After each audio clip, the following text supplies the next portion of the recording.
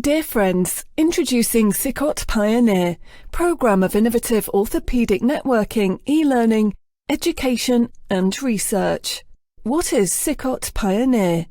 A stratosphere built up of cloud and web-based infrastructure that enable communication, storage and on-demand utility of educational resource by and for our membership. The aim of the platform is to encourage cross-pollination and a virtual delivery of goals within the different pillars of the Education Academy and beyond for the global orthopaedic population.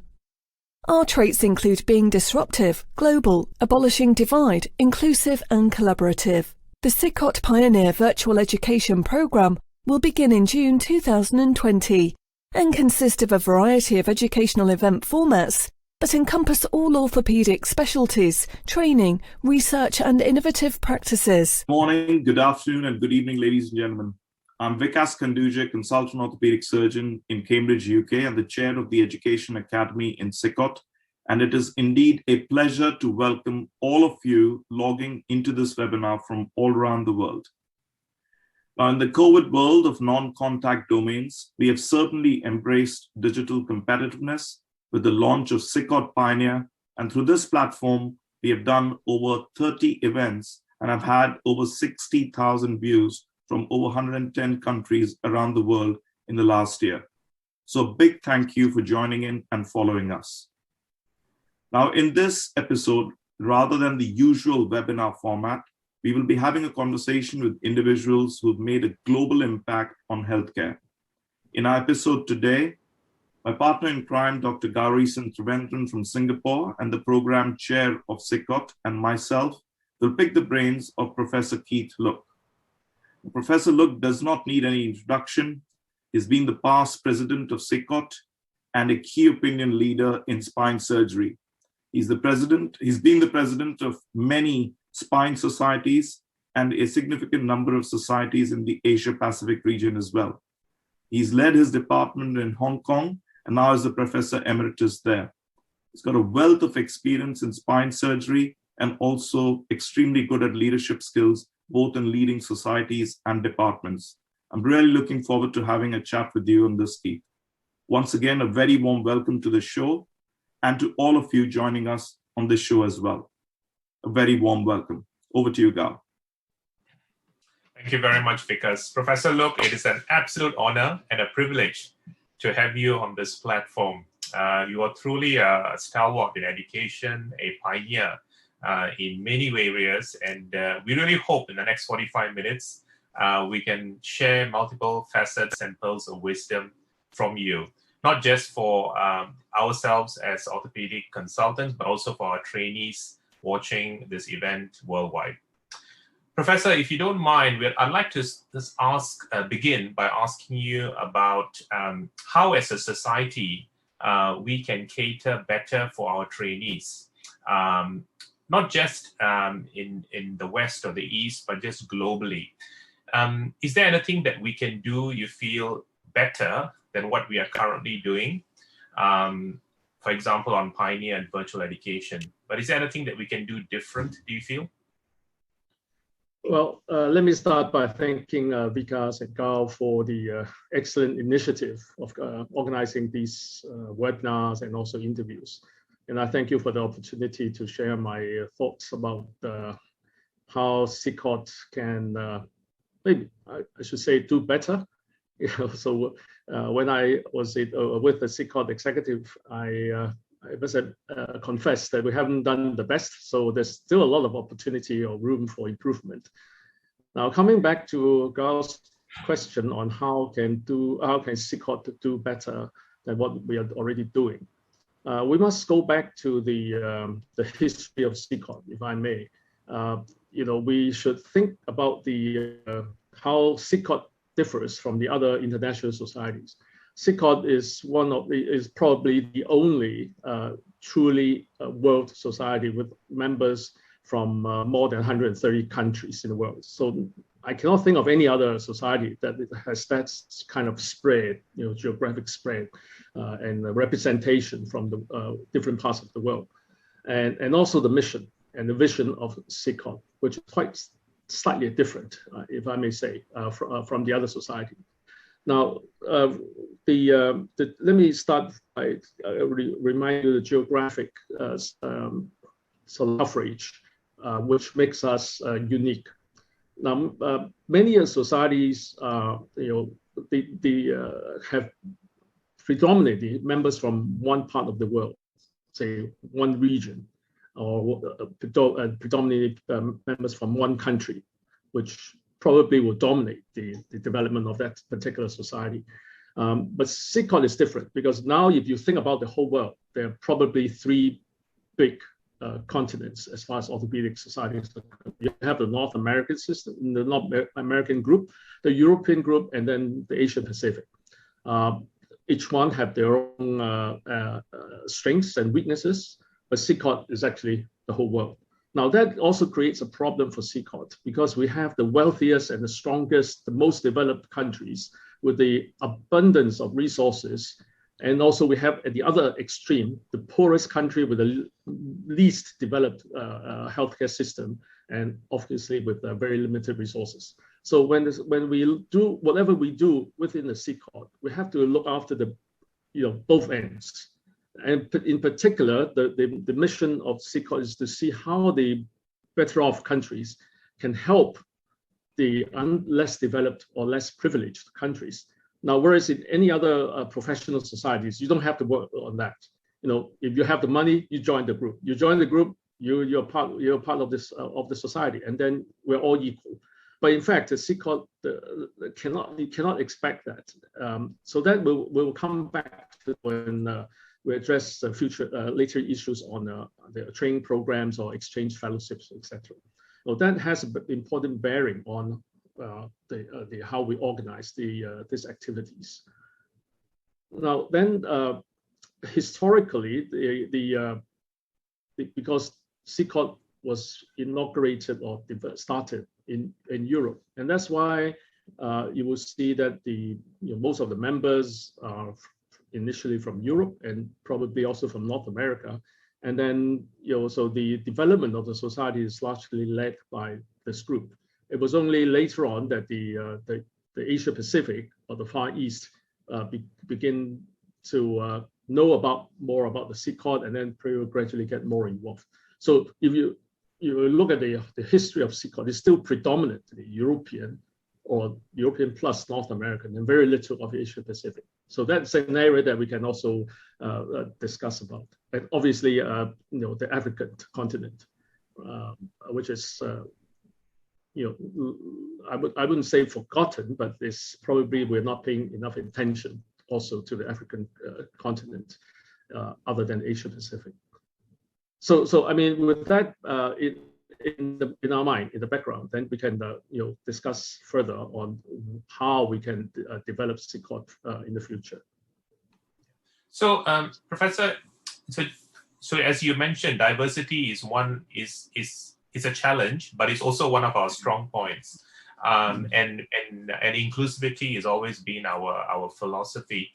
So if we just pick one region, for example, if we take the Far East, and we look at our demographics, it has become increasingly clear that we have an increasing following from the Far East as far as SICOT membership is concerned. But then my question is, how can we do better in terms of engaging more people from the Far East, for example, both as an organization that caters for education as well as training? Are we doing enough specifically, or what can we do to get more people interested in not just in SICOT, but in any kind of international orthopedic organization? Yeah, I think many societies are facing the same problem. They're facing the same problem of recruiting or even retaining memberships.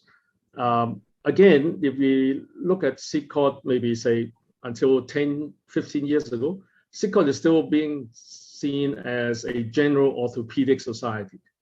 Whereas if you ask any of our younger surgeons nowadays, which society you want to join, if you have only $100, that you can afford to join one or two societies, now which are the ones that were the top two that you want to pick?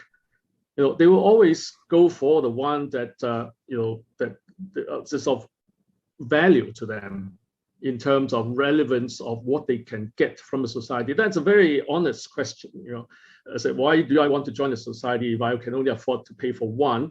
If I'm like a spine surgeon or a spine trainee, I said, I want to join a spine society instead of a general orthopedic society. Now, so that is something that we have to be honest about.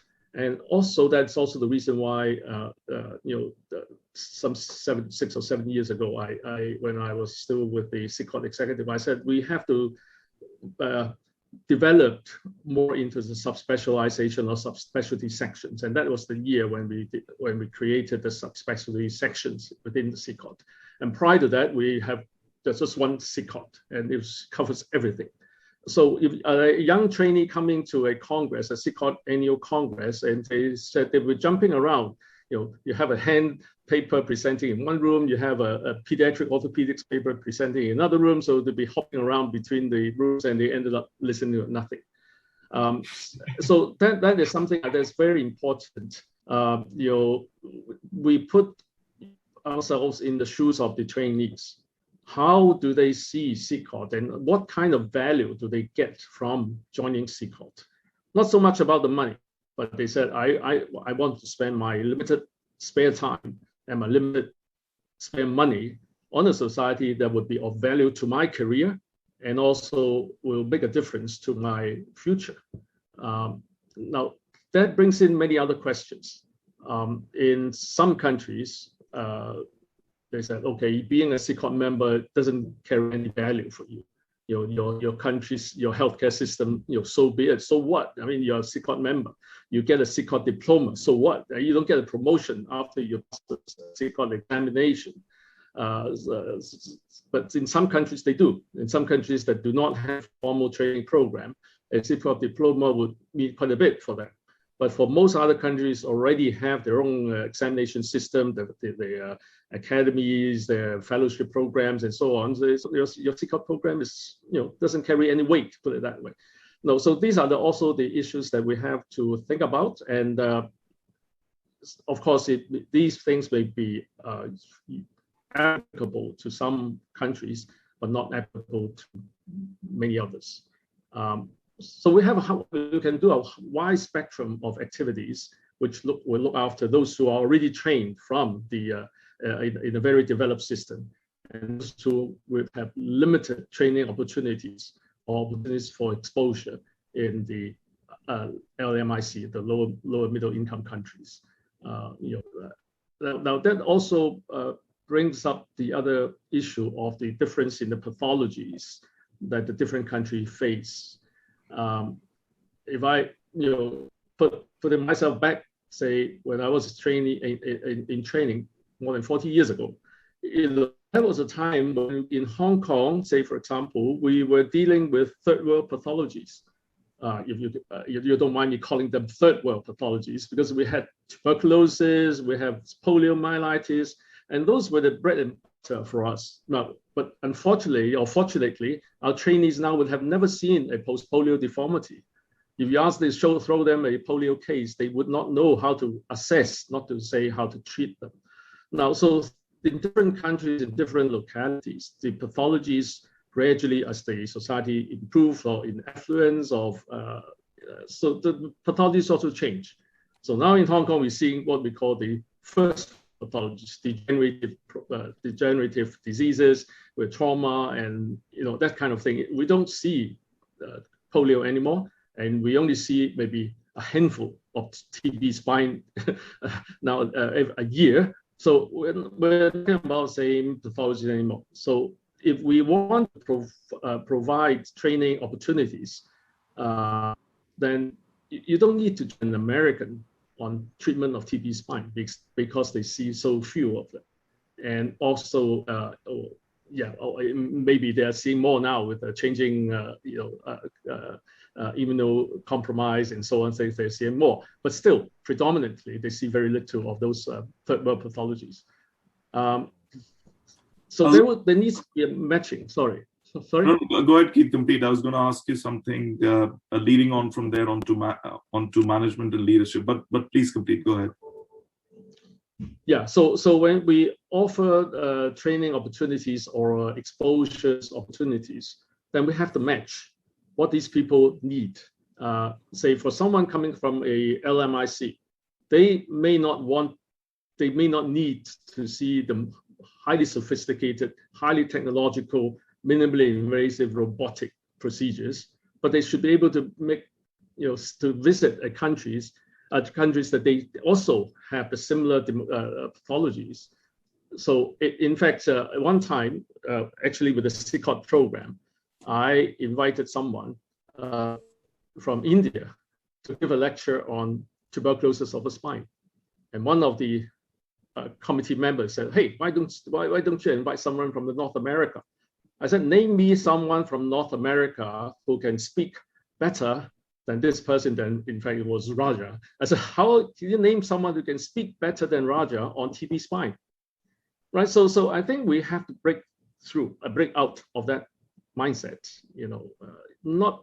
There's some very good things in, like what Gail mentioned, in the Far East or in other so-called LMIC, because they are dealing with pathologies that even the most developed countries do not have a lot of knowledge of. And so when we offer this kind of exchange fellowships, programs, etc., we must do this matchmaking.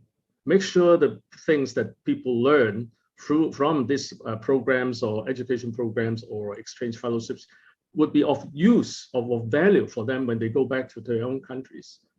And that leads to another issue that we found out previously. When you send someone from a underprivileged country to a very well-developed country, they see, oh, this operating room is fantastic. They have 10 monitors in the OR. You can look around, you can see the surgery, you can have microscope, everything. You can have intraoperative MRI, blah, blah, blah. But they feel so depressed when they go back to their own system. They go back to their own country after a month of traveling, and they're so depressed because they have not even a fluoroscopy in their own OR. Right, so again, all these matching and this mismatching of facilities, of pathologies, etc., would make us think again, how can we do this? Because if we go back to the mission of SICOT, we want the developed countries to help the under or less developed countries. And that would be, I think, a major difference with SICOT from the others. So some real pearls in there, Keith. Matchmaking, obviously the developed world trying to help the so-called developing world, and more importantly, honoring diversity and going forward from there. And finally, obviously, value addition for the trainee. What is it in it for the trainee themselves to join a society? So some good points to learn for all of us. But I'll change tack a bit, Keith, and come on to leadership. Now, you've certainly led lots of organizations around the world. You've led your own department. What are the sort of management and leadership mantras that you've lived by?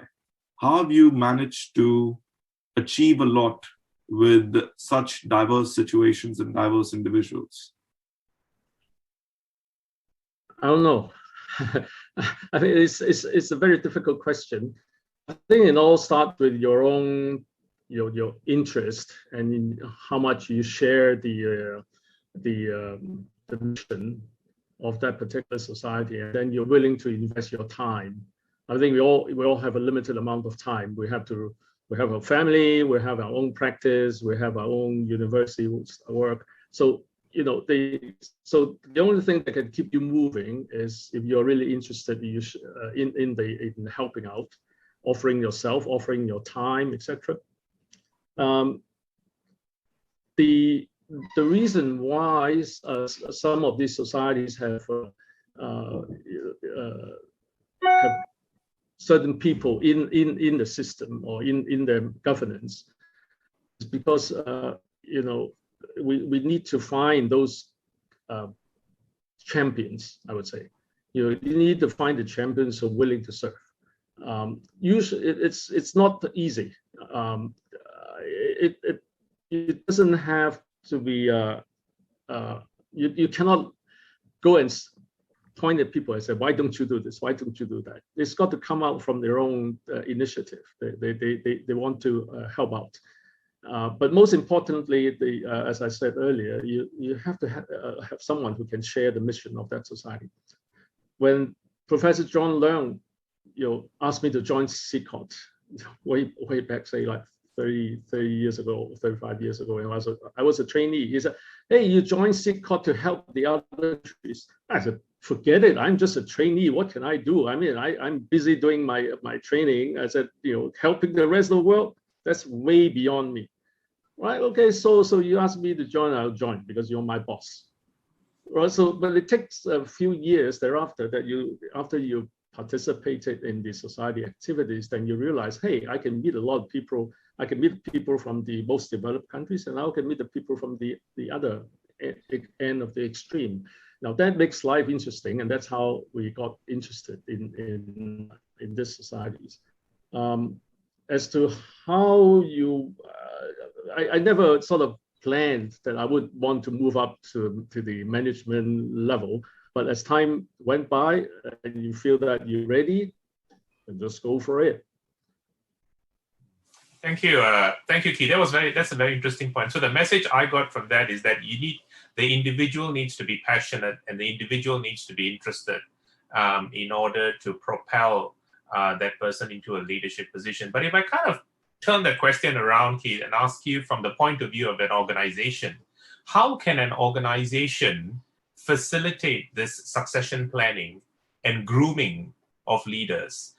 What can an organization do to pick out these people who have potential, even before they themselves know that they have potential, and try and kind of pave them towards leaders? Because again, coming back, if we look at SICOT again as an example, we have leaders who have obviously made a huge, big difference. But then we still wonder at the lower levels. We need to build more people up so that the potential is maximized every year. So what can the organization do, Keith, to better harness, I should say, this potential and groom leaders better? That's an excellent question. In fact, in many of these leadership positions, they said the day you step into the leadership position is the day that you're thinking of relinquishing it to your successor. So in fact, yes, that's very true. I mean, now that I've gone through many of these situations, this is true. And the best way to do it is to get the young people involved from the very early, at the very beginning, when they join the society. Show them that there's something that they can contribute, and then you will see those people who are willing to contribute. You will see the passions showing up, and it's different than the previous system of a head top down. Everything, all the instructions, all the developments are coming down from the top. You will never, the people at the bottom, the young people will never excel, and you will never show. And then you don't give them the opportunity to shine. If I'm not shining the shoes of Vikas, if we go back, 5-10 years, Vikas actually everybody can see Vikas is capable, and most importantly, he can deliver. If he tells you something, we give him a task, then he will deliver, and he will deliver beyond your expectation. Now, so once you give him the people the opportunity, you'll see who's going to outrun the others. So you will have a big pool of people in SICOT. All we need to do is to give them the opportunity to show how passionate they are and how capable they are. And it's very easy. I mean, anybody can see it, if they really outshine the others. Perfect. Yeah, that's great. So basically, give everyone an opportunity and see who shines. It makes perfect sense. Vikas, over to you. So bottoms up approach rather than top down, and invest in the young is the mantra, possibly. Yes, yes, yes. It must be. I hope you. In fact, Vikas did the same. Once he's finished with one task, he's looking for his successor, and we move on to another task. That's excellent. Handing it over to Gao easily. Convince him to do the program chair, but yeah, it's been fun. It's been good. Keith, again deviating, conflict resolution. So this is another big area for leaders, and again managing societies, managing departments, different personalities. What's your philosophy been on conflict resolution? Obviously, people have different ideas. How do you make everybody think along the same lines and believe in your vision, or take everybody together on that vision, on that path? That's the most difficult part. That's the most difficult. Aligning people to go in the same direction and work towards the same goal. That's the most difficult part. This is partly human instinct, human nature. In my department, I always tell my staff, my colleagues, I said there are only 3 ways to make people work. The best is if they do it, they work out of their own initiative. You don't have to tell them, and they will just do it, and they just give what they can. So that's the best. And the second one is to give a stick. You don't work, you hit them, you beat them. And the third one is the carrot. This is there's nothing new. Okay, so of course we don't like the second and the third options. We try to make people work or offer themselves, motivate from their own inner will. Now, managing a society like SICOT is actually very, very difficult. It's much more difficult than managing a national society or a professional society or HIP society. You have people from 130 countries. They have different languages. They speak. They have different religions. They have different history, culture, and everything. So they're so diverse again. And I think that kind of conflict is even more difficult to handle than simple matters. So we have to be sensitive to what the other group is thinking about. Try to understand why they do something like this, and understand, and this is through communication. I think it still boils down to open communication, open discussion, and everything can be solved. There's nothing unsolvable as long as we keep an open mind and we discuss, keep an open dialogue, and don't split up. We have faced conflicts like that within the SICOT a number of times, but I'm happy that we're able to resolve those. But that's a very important issue, particularly for multinational societies like the SICOT. Thank you, Keith. Professor Luk, coming back to sort of kind of tagging along the issue of conflict resolution, but also what you had mentioned earlier about how we should tailor demands, how we should tailor needs and requirements for different parts of the world, lower middle income countries, maybe South America, for example, or even Far East, and have a different possibly approach for members or requirements for that area, because everyone has a slightly different need.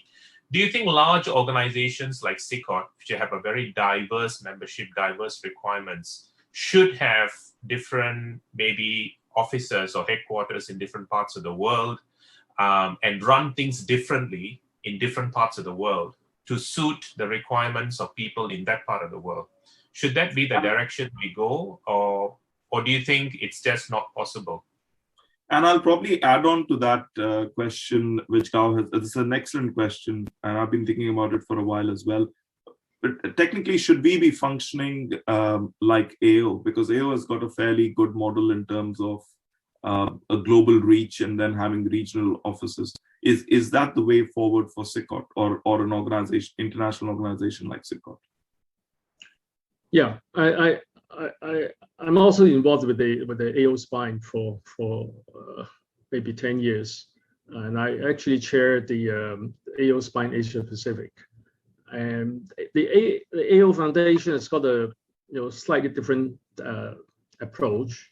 And like what Gao said, they have regional offices, country offices, etc. But it's still, whether you call it an office or a center or whatever, that's immaterial. What is important is actually to identify the champion in each of these countries. Now, it's these people who will lead the development of SICOT or AO within the region, within the country. Again, this is bottom up rather than down. You have to identify that person first. The SICOT system theoretically can do that because we have national delegates, national representatives. But we must make sure the national delegates are doing what they're supposed to do. And I think in the past maybe 5-6 years, we have been fine-tuning that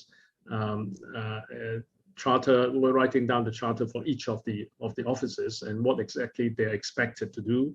And so, instead of just attending a meeting once a year, and that's the only time they think about SICOT or they see SICOT people, but then the rest of the year, really nothing much is happening within the country. So I think we can build on that system. We have the national delegates who are actually the equivalent of the local regional managers with the AO. The AO call them managers. AO even engage professionals to sort of promote the AO in the region, in the countries, etc. But I don't think SICOT can afford to do that. Actually, those are professional PR people, public relations people. We may or may not need to do that, but it's more important to have the local champion. It does not have to be the president of a local society, because the SICOT system is that you are joining SICOT as an individual. You're not sending your national orthopedic association or any national organization. So the individual champion in the country is the key person. What do you think? Yeah, I think that it puts us in some ways in a very advantageous position, but also in some ways in a slightly disadvantageous position. But I think you're absolutely right. I think it's the overall vision and the direction is what needs to change or what needs to be thought about. Can I ask you, Professor, about your experience? I mean, now you're if you don't mind me saying this, you're the other end of the spectrum as far as seniority as a leader and a trainer and a consultant and an academic is concerned. Looking back at your training and your experience as a leader in multiple organizations, how just drawing from your experience being in Hong Kong, how do you think we can make better, if you like, potential or better advantage of our position in SICOT as a global organization and make better use of our members and our leaders in the Far East, for example? Because it would appear that, for example, a lot of our fellowships are clustered around Europe and North America and to some extent Asia, but not enough. A lot of our education centers, for example, are clustered around a certain part of the world.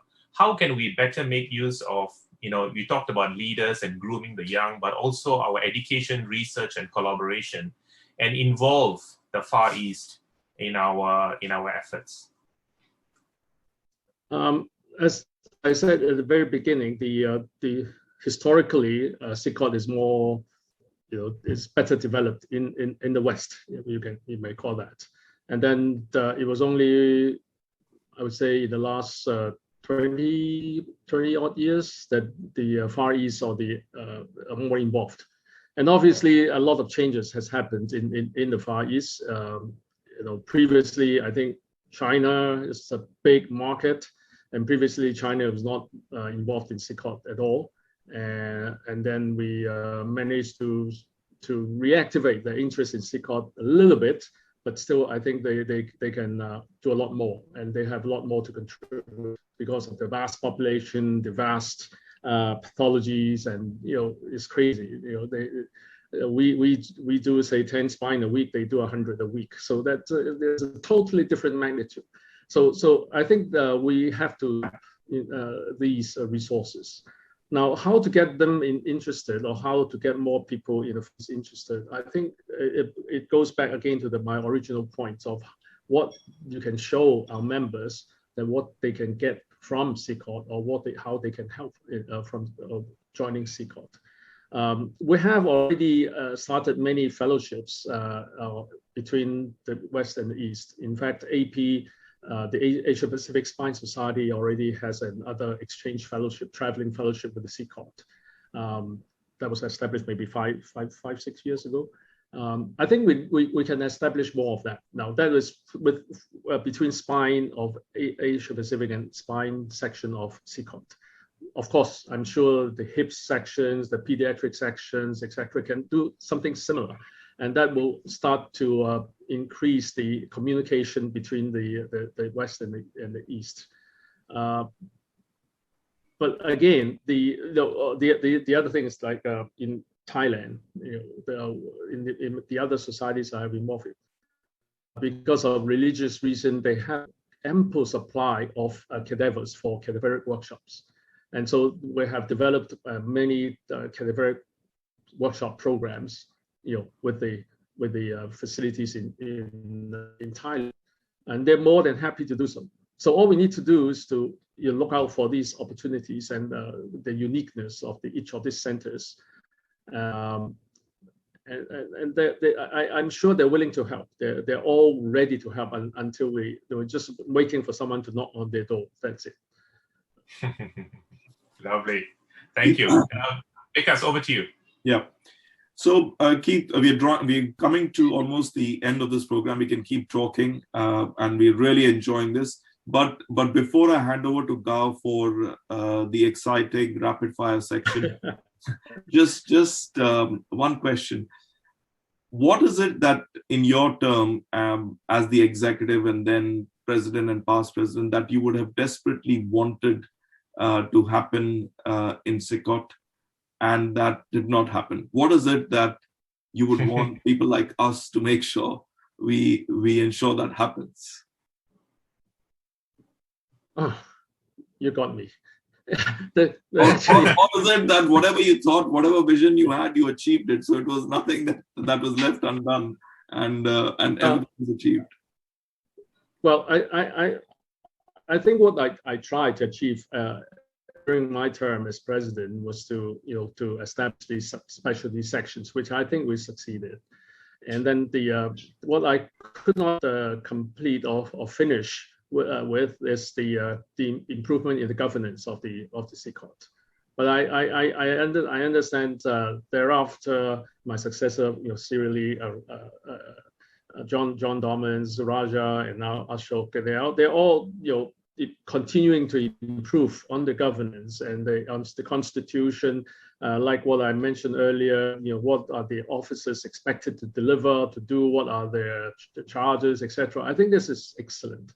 This is very important, because until we have all these formalized, the society will still be a very loose organization. Yeah, we are all friends. We just get together, have a good time, have a good coffee, and so on. It's important, but also is important is how we can bring the society forwards, and it can only do that with very clear the governance structure, and also everybody is doing their job. Otherwise, it will continue to be just a friendly society, which is not a problem, but we will not be able to grow. I think that's very important, and I'm so glad to see John, Raja, and Ashok. They are all on the same page. This is very important. And then also the point that we mentioned, you raised earlier on, we have succession plans. We cannot have someone who stay in office forever, and you have to move on. And once you leave, then you leave it to your successor, and you should not be pointing here and there, do this, do that, give them a free hand and let them take it to the next step. I think that's most important. Excellent, Keith. Thank you for those pearls. Gao, interesting section, over to you now. Thank you, Vikas. So, Keith, if you don't mind, the aim behind this this last 5 minutes is really for you to say the first thing that comes to your mind. And it's kind of an impulsive response, very short response, because we just want to know what a leader like you thinks is important, and we can get the message out to members. So some's very straightforward, some's just a very short answer, and I just want to know what you think. So, Keith, first question, multiple hats, huge amounts of experience, long career behind you, and possibly ahead. Question is, do you have a mentor? Or do you have someone who's helped you and carved out your path? And who's that person? Oh, numerous. Actually, I have listed a few.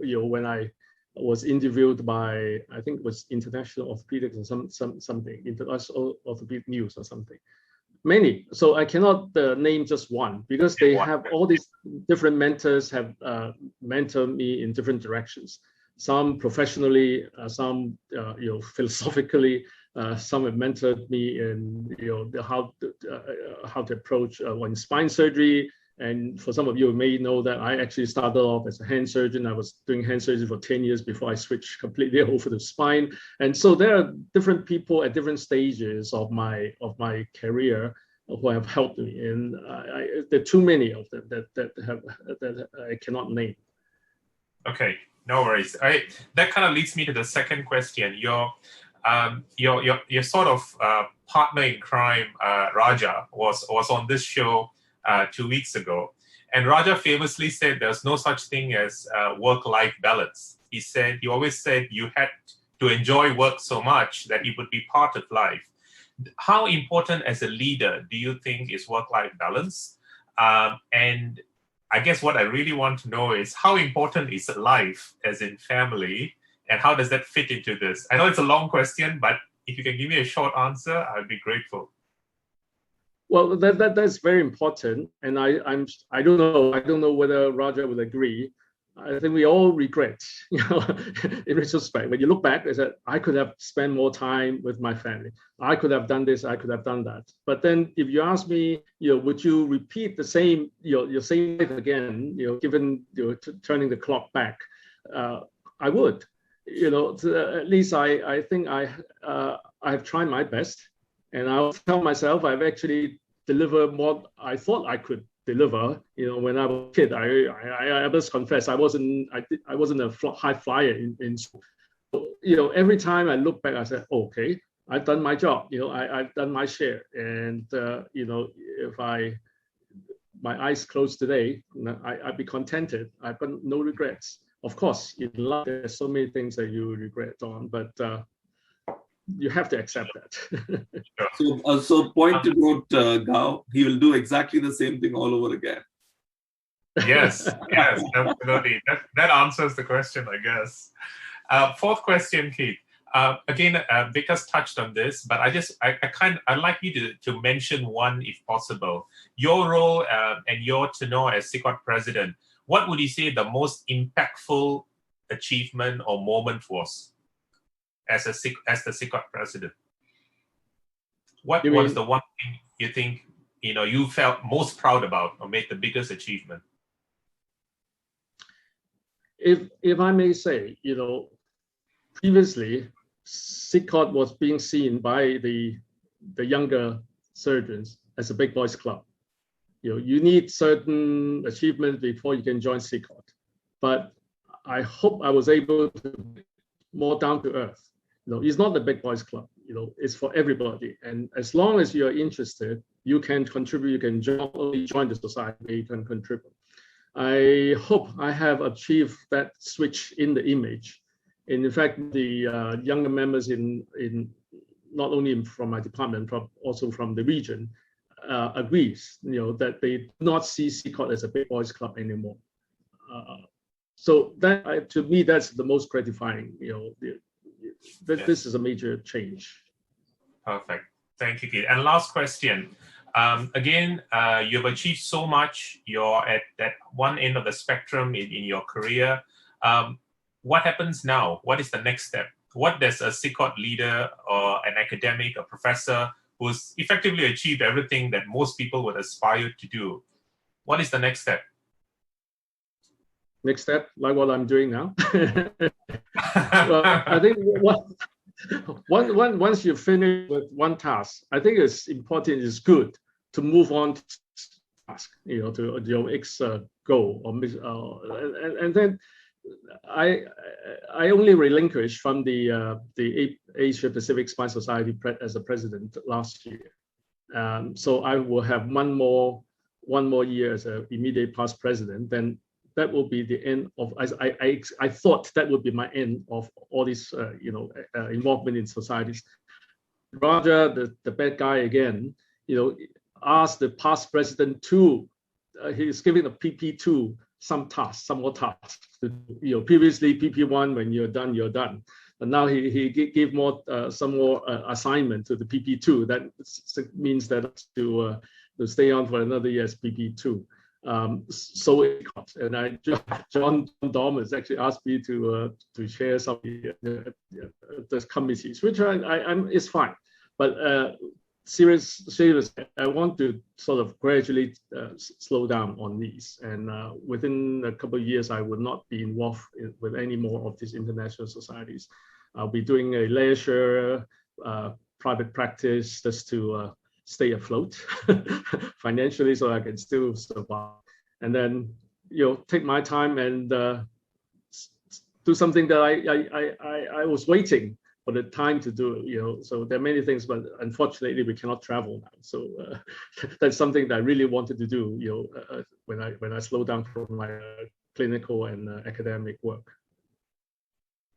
Thank you very much, Keith. That was very insightful, and it covered so many different areas. Thank you once again. Vikas, over to you.